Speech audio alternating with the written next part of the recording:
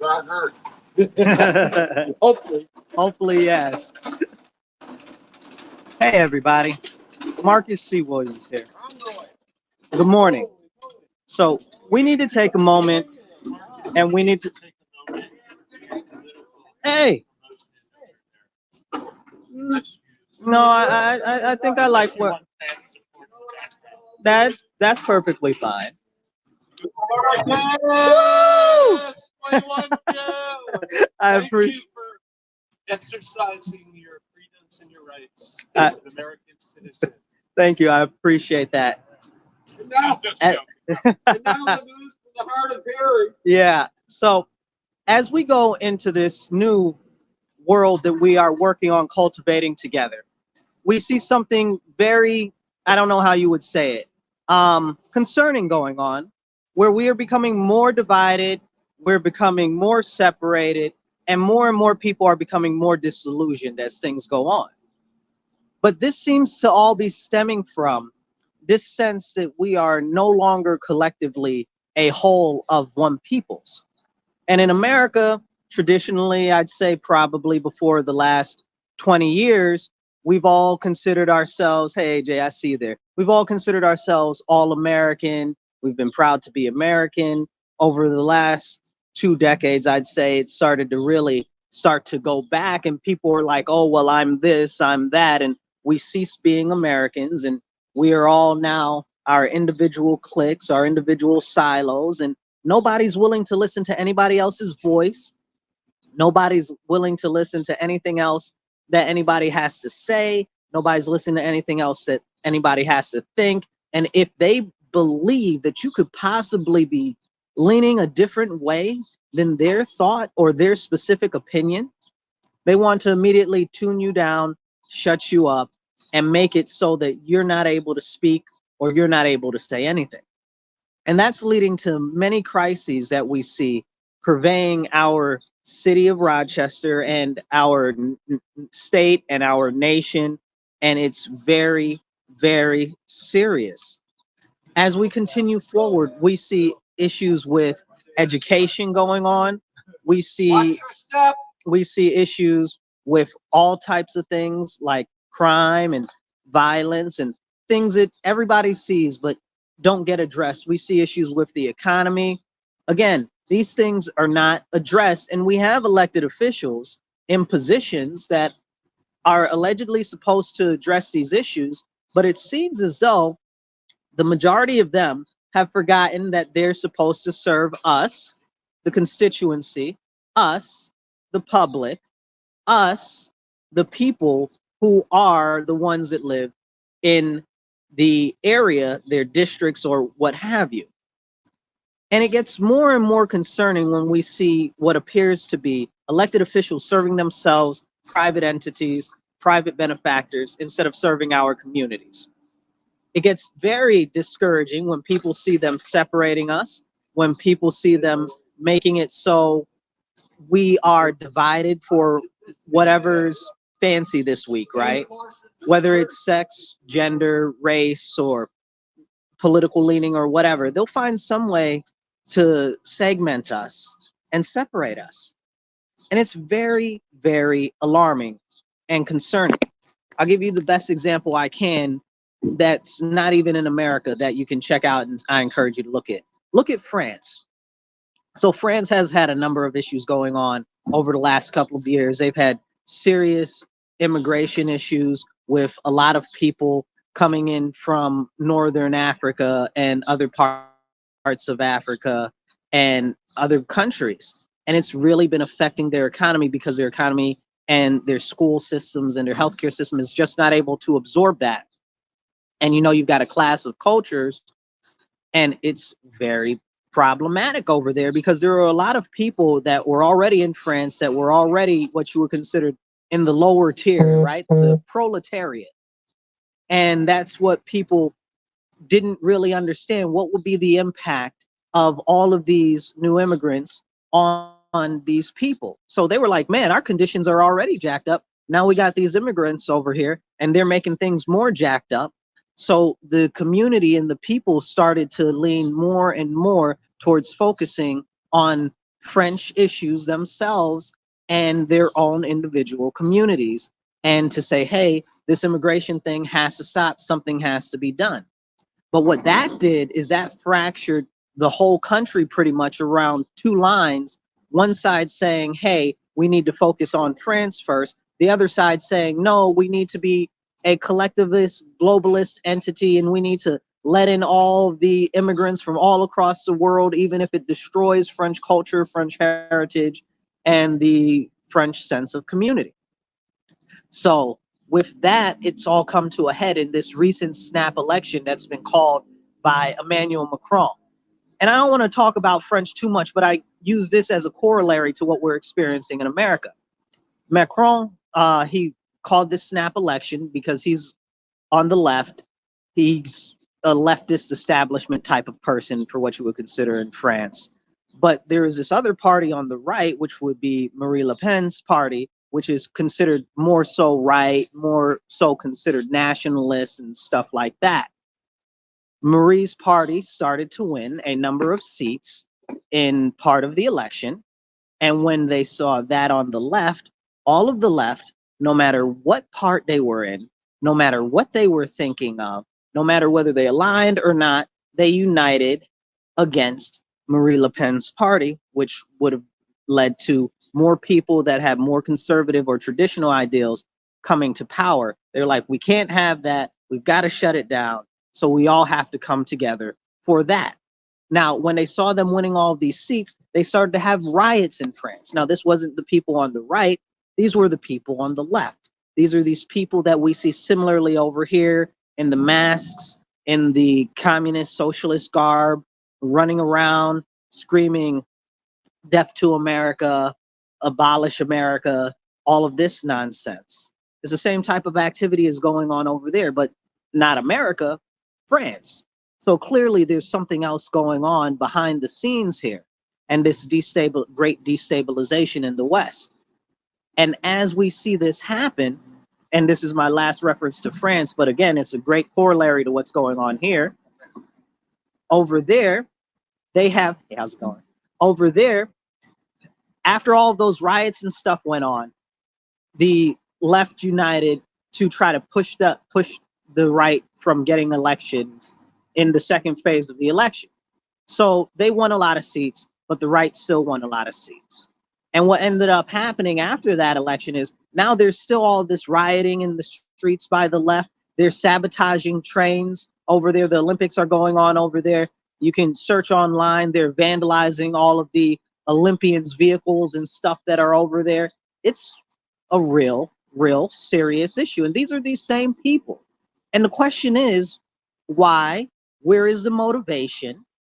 What is actually going on? But we can't have those conversations. And we're experiencing the same thing here.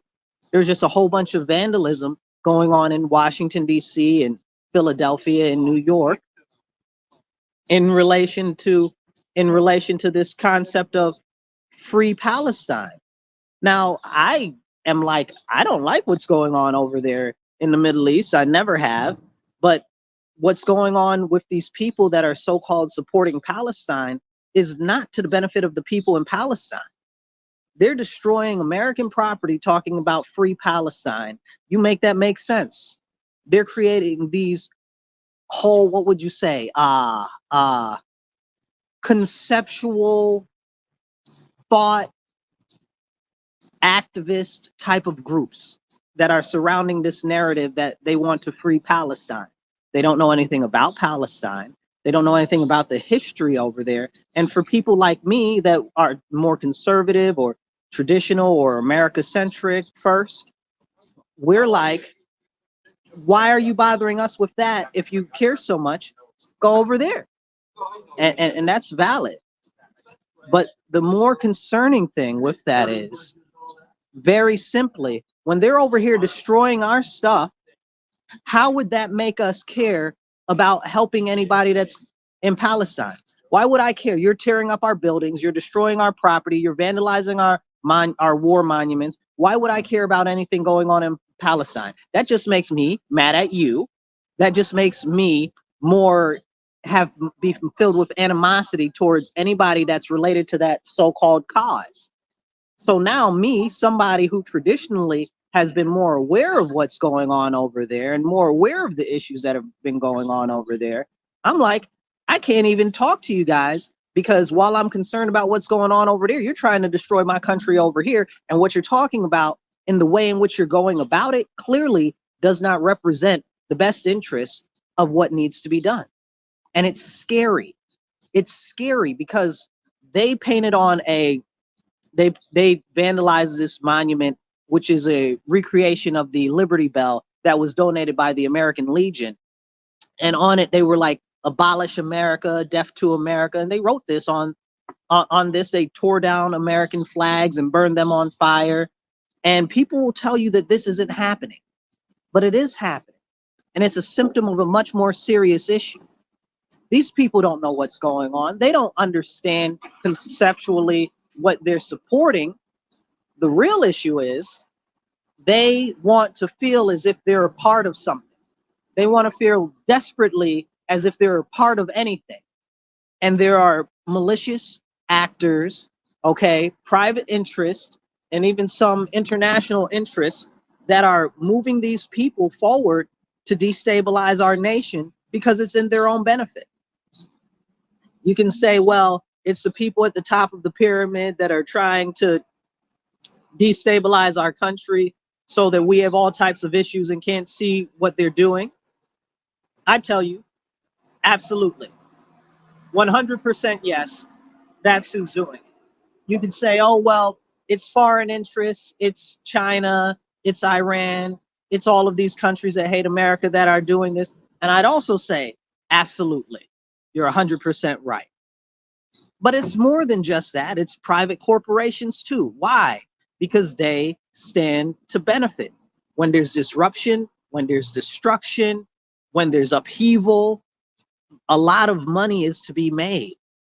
And people don't understand that. When it comes to the people that are really navigating this at the highest levels, they're benefiting while the community suffers. These people out here protesting for pro-Palestine, which at this point are very little more than anti-American jihadists, because that's how they're being groomed and cultivated, which is terrible to see. I really hope the majority of them come around before it's too late. But when they're out there posting stuff, writing stuff on our monuments and stuff, death to America, abolish America, and putting hatred to our country, and we live here. I gotta live here. Okay, this is my country. My people are from this country. We've always been from this country since before it was a country. I don't have anywhere else to go, and I know the majority of you guys don't either. Where are we going? Canada doesn't want us. Mexico doesn't want us. Where are we going? What is really going on? And why do you hate America so much, right? Because they've been trained to. Because they've been told that if you act like you dislike America, or if you support this cause that is a so-called separatist cause, you are doing a righteous thing and you can be involved with us and we will give you a home. We will give you a home. You don't define America for us. You don't tell people. You identify what American values are. You have your opinion, and you state your opinion, and you don't tell what they are doing. Your facts about plants are incorrect. Your facts about protests are incorrect. No, they're not. I am not trying to do that at all. I'm not doing. I am not doing that at all. I'm not. No intellectual integrity, and I am not. And you're missing it. You're missing it. That everything I said is absolutely true, and I'm not vilifying them. As I said, they are being manipulated, and you're not. They are being manipulated, and that's not what we. And I've heard your insolence and your inability to listen and absorb and integrate other values. I listen to you all the time, and I listen to them all the time. And you deserve to get your ass kicked. Oh, so now you're encouring violence? No, what I'm encouraging is freedom of people to vote. Oh, so here's the thing. Here's the thing. You're then going to end up here's the thing. how ballots are. See, I have never said any of that. See, You're inferring something that has not been said. And you're not listening to me. You are feeling what you think that I said.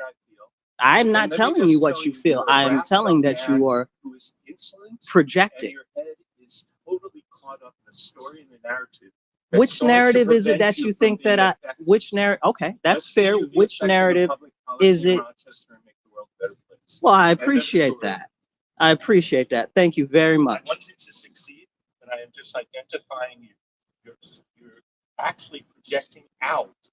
Well, that everything you're accusing of this book. I haven't accused anybody of anything. I didn't say anything about liberals. I didn't say. I didn't say. First of all, that's not what I said. No, that's not what I said, and you're misinterpreting what I said. But I understand. So as I was saying, and this illustrates my point, we very much so get shut off from what ends up happening is we all get in our own conceptions of we're so right about everything that there is not an ability to see anything else. So when we are able to have open conversations and debates like that, we start to see and acknowledge that other people really actually are concerned about what's going on in the community, in our country, whether or not we agree. So we, okay, that's it. Sure. He has the right to walk around with that in front of little children and all. I'll defend his right to do that, but as I continue, we need to understand that other people do not always agree with us. But the concept there is that all of our voices end up getting lost. The direction that we're all going ends up getting lost. And because of that, nobody is heard. And that's why we end up with this great segmentation. So everybody feels like we have to find our own tribe. When realistically, as a nation, as a peoples of a nation, we are already all one. The real serious issue is the issues that are very simple, like I said, education, the economy, community safety. We can't have those conversations because everybody sees it so differently that the second that you bring in a conception that something should be done that they deem is against what they believe, the conversation turns into basically a knife fight in the street. And that's a problem. You don't have to agree with somebody to listen and understand where they're coming from. And that's something that we have to understand and remember. I listen to people all the time that I don't agree with. Why? Because I want to understand them as a person. Why do I want to understand them as a person? Because somebody else probably thinks and feels the same way that they do. And I don't. So I need to understand that. But I can't understand that if I don't listen to them. That's why I always ask a lot of questions. That's why I always want to earnestly listen to somebody, because I want to understand. Is there a chance that maybe I'm wrong? Which is the point that I always tackle conversations from. Maybe I'm the one that's wrong. And I'll tell people, sell me on that idea. Convince me. Because I automatically think, hey, based on my life experience, based on my knowledge base, based on everything that I've experienced, this is the way forward. But I want to listen to you and see if you can convince me. It's like the guy at the desk, what's his name? Louder with Crowder. You always see the meme online. This is what I believe, change my mind, right? But we don't do that in earnest. When you see people ask the questions on the street or stuff like that, the second somebody asks a question to somebody that has a different thought conceptually, they seem to get belligerent and aggressive and angry, and nothing ever actually ends up being discussed. You want to know why America's falling to pieces? because we're so siloed in our individual areas, in our individual niches, that we can't come together on simple things. The majority of people, if you go down the street and you ask 10 people, do they care about public safety? 9 out of 10 are going to tell you yes. Now, when you start to ask them, what do they believe needs to be addressed? Almost everybody will give you a different answer. How do we get there? Who actually knows? But these are the conversations that we need to have. What's wrong with the school system? School system here is terrible where I am. We got the second most funding in the nation, and we've got the second lowest proficiency grades. Why is that? Everybody thinks that education is important, but it goes back to elected officials that say that they're working for you. And I think will.i.am probably had the greatest quote on this ever. Every day in the ghetto is an emergency, but the people in power don't emerge and see. And that's like a wow moment, right? Like, the people that are running things really don't come out to look at what the issues are that are facing the people. So that ends up going into the media, that ends up going into the cultivated narrative that they feed you through social media, that ends up going into all of these different places, and nobody can hear anybody. And that's a problem. That's a very, very, very serious problem, because at the same time that that's happening, where we're not listening to each other, there is a large force that's working against us. There is a large force that's working against us. It's special private interests. And if you listen to the, whatever they call themselves, I call them neo-American Marxists, or you might call them socialists or communists. They're not all collectively the same. And you often hear them speak certain different dialogue or whatever. But anybody that really flies the Democrat socialist concept, they'll tell you the billionaires are the problem. The billionaires are the problem. Well, you listen to the people on the right, and they'll say the people at the top are the problem.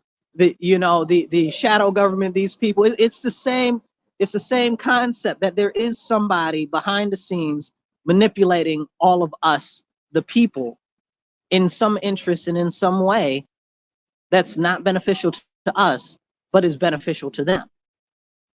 And I brought up the issue with France to bring up, who is that benefiting? And the fact is, it's not benefiting the French people. So if it's not benefiting them, who stands to benefit? Again, the people that really are manipulating all of the factors, that are in control at the top, behind the scenes, manipulating the policies, manipulating the politicians. And it's the same thing that's happening right here in America right now. We've got a illegal immigration crisis. We can't address that because nobody wants to talk about that. It's become all or nothing. You're either completely against immigration or you're completely let everybody in. That's not real. Nobody feels like that. Nobody thinks that. Nobody thinks that. A lot of the people that want to bring people into this country want to make sure that they're able to have a life that they can establish, where they can move forward and they can actually be able to benefit themselves. Then you got people on the other side, and they're like, listen, we don't want anybody here that's not here legally. And if we don't have anybody here, and if we keep letting people in that are illegal, it's going to destroy our economy because they're not educated, or they don't speak the language, or they're not assimilating, or whatever. So you look at those two, who is the right person? Who is the right people? When it comes to me, to be honest, I don't care. If it's not going to benefit our country, I see it as it's not going to benefit me, because this is my country. I don't have another country. So while these people think that we should bring in all the immigrants and we should let them all here, I always explain to them, what about all of the refugees, and prioritizing refugees over these illegal immigrants? Because we've got, hey brother, how's it going? Good to see you. Because we've got a lot of people that are on refugee waiting lists, that are in camps, that are not able to get over here because the immigration system is now so backed up because of all the illegal aliens. What do we do? Where do we go from here? if we don't start addressing these issues, it's not going to change. But everybody feels they're so right. Now, I know my personal conception is that we need to close the border completely and we need to stop pretty much all immigration until we sort out the people that we have in this country. Because if you don't know this is a fact. A large majority of the people that are here illegally are on expired visas, not people that necessarily hopped across the fence. So that's a very big percentage of the people that are here illegally. But we don't even have a conversation about that because the border crisis has been so exacerbated by policies and, again, private funding that is driving mass migration. Who stands to benefit? The people at the top, again. And you'll listen to many people on the TV say, well, they're going to pick our vegetables and stuff like that. They're going to pick our vegetables where? How many jobs do we have in the agricultural industry for all of these millions of people that are coming here illegally? And have you ever talked to any of these illegal aliens? Have you talked to them? How many of them want to work in a field? Are you serious? Are we going to send them to the mines? Where are we going to? We don't have any connections with any employment as they come in here. We don't really have any vetting, screening, or concept of their educational background. And if we don't have that, how can we help them be productive members of society? We can't. But at the same time, now we've got that crisis. We've got our own crisis where our whole education system has failed and the majority of people coming out of high school can't even get a job because they can't read, they can't write, and they can't do basic math. All the jobs that are coming out on these job reports, most of them are fake and are either government propped up industries or they're industries that are putting out jobs that people can't get. Are you a thermodynamic engineer? How many high schools are teaching that?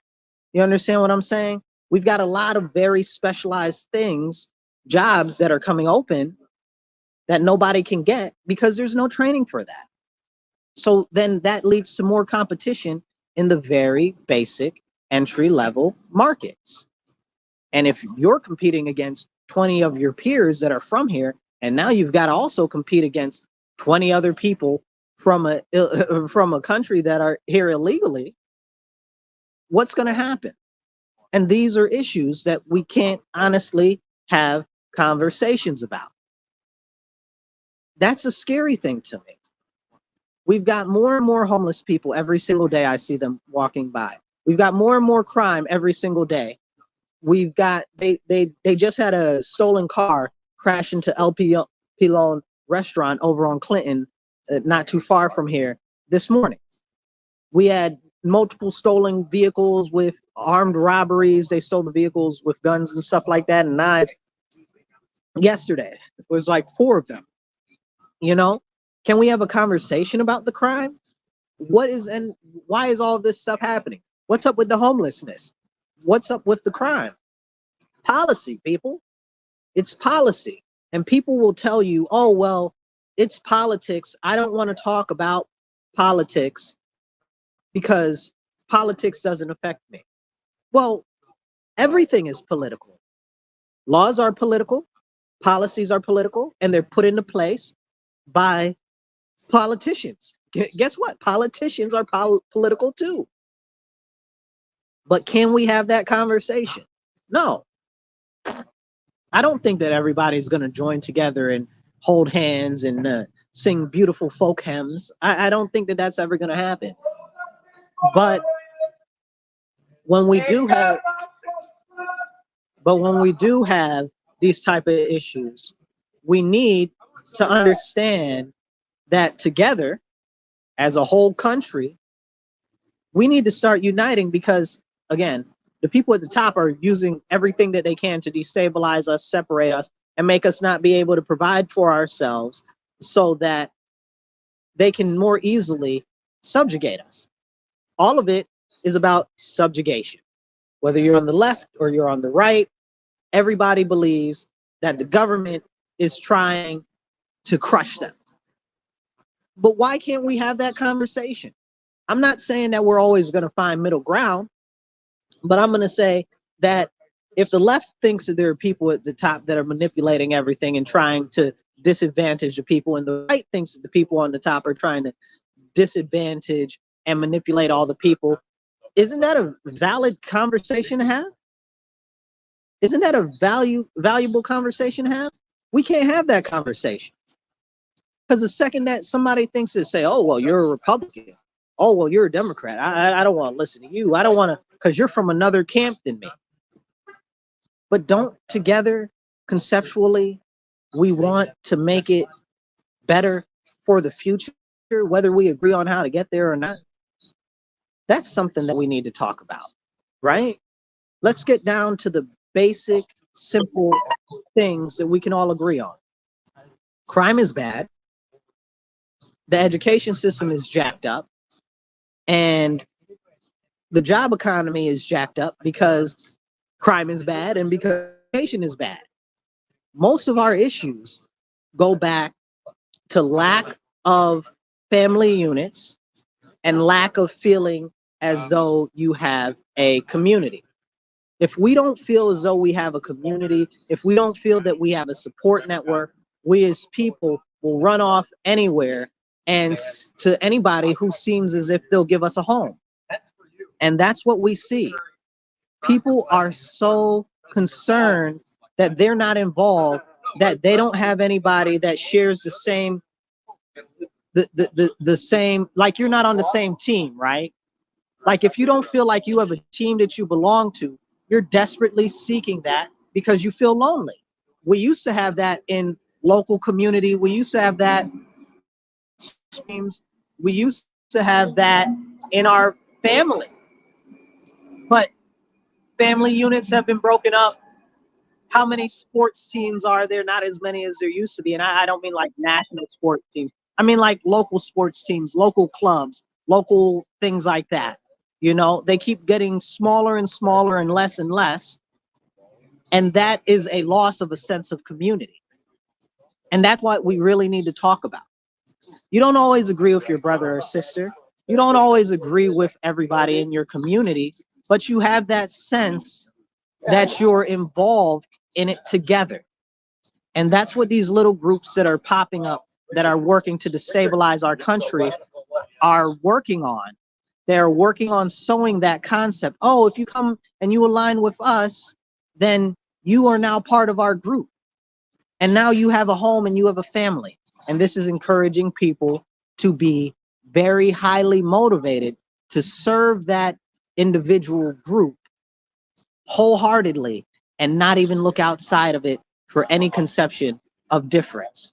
People are becoming so blind that they are becoming zealots to certain causes, not understanding that many of these leaders or provocateurs are actually being paid or have their own best self-interest at heart, and it's about them and it's not about you, and they don't honestly care about everything. And that is a very, very dire problem that we are experiencing in our nation. I don't have all the solutions to fix it.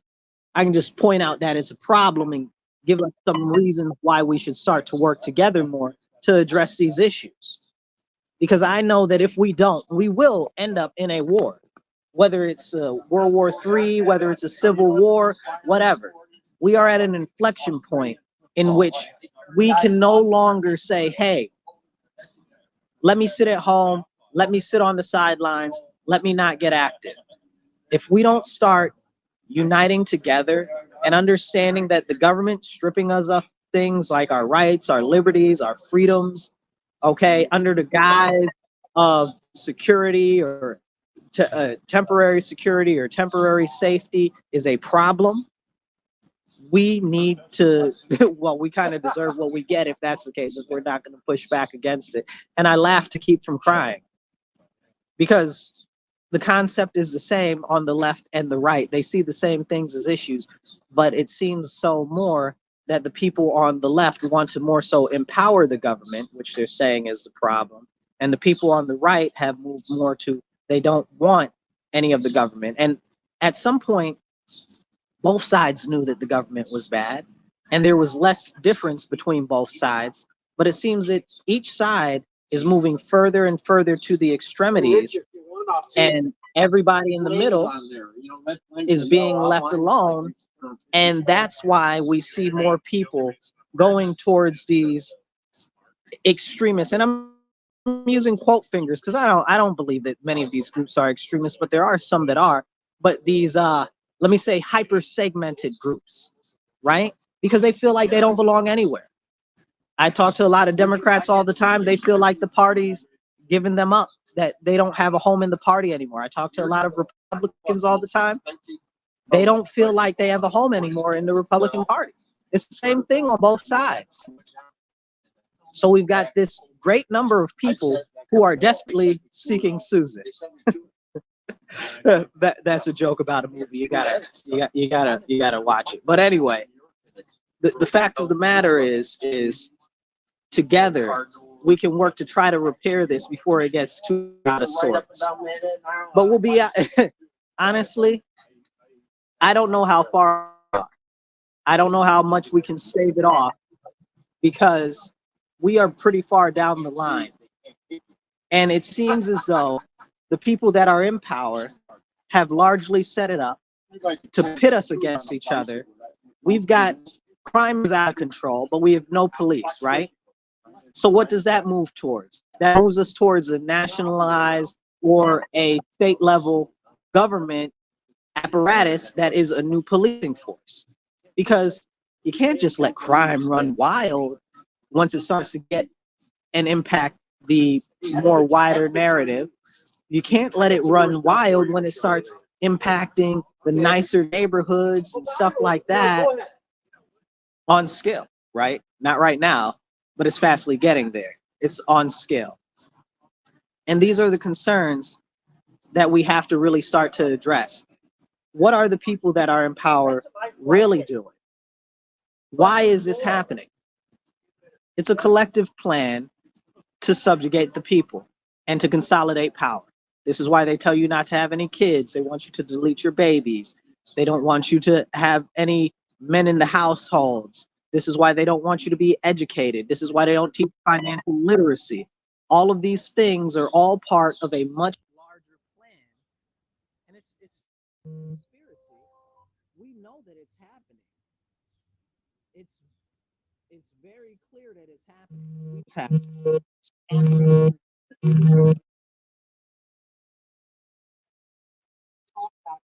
Oh, you're a crazy conspiracy theorist or whatever the case is. It's not a conspiracy theory, it's a conspiracy fact. Why teach your enemy with enough knowledge so that they can grow as large as you? Nobody wants that. So that's the real issue that's facing us in our community, in our nation. And we are not going to get it addressed until we as a people come together and say, hey, we need to address these issues.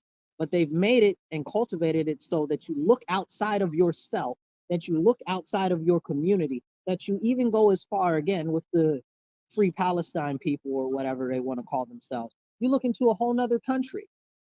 How many homeless people? Like there's like 10 homeless people right up and down the street from where I am. I can spit and I can hit a homeless person. Not a joke, real life stuff. But that's how close they are. You know, and there's more and more homeless every day. Why is that? Why aren't we addressing that issue, but we care what's going on over there? You know how many people have been shot, stabbed, or run through with a machete or run over by a car on purpose? We had the bombing of that car on what was it, Bacchus Street or wherever it was over there the other day. They blew up a car. Like, are we being serious? I can't be concerned about somebody a whole world away, in a whole country away, and be worrying about them when families here are struggling to eat.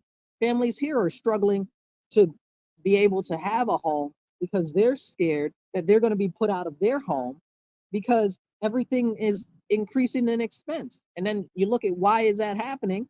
It goes back to monetary policy. It goes back to the Federal Reserve, and it goes back to all of those things like that.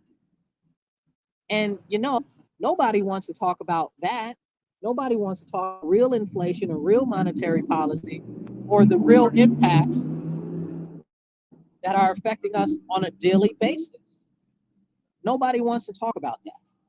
because we've all been taught to be so separate from each other.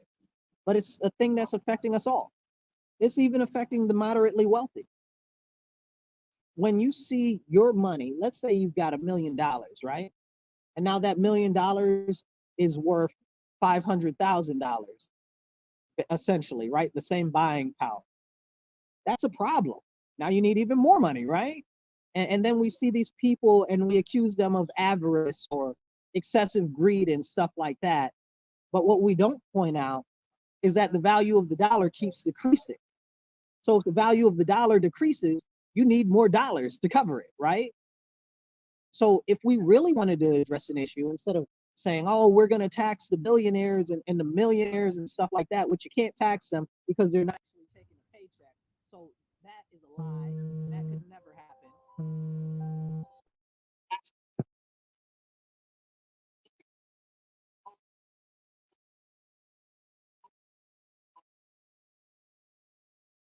Manipulating you.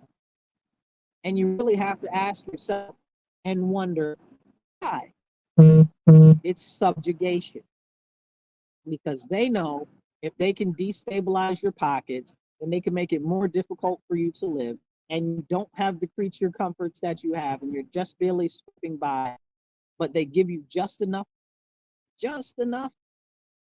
you won't rebel. And that's why we're going in the direction that we're going. And that's it. That's what I got for you guys this morning. It's just something that was really, really seriously bothering me this morning that I needed to speak about, because we got a problem and we're too focused on other things to actually address the issues that we're experiencing on a daily basis. I'll catch you guys later. Remember, stand up, speak up, and don't shut up. Take action. Be blessed, everyone.